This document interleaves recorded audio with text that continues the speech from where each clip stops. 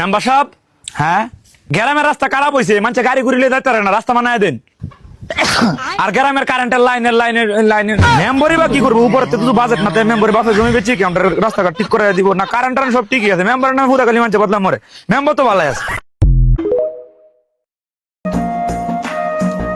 يا مدير هذا الدنيا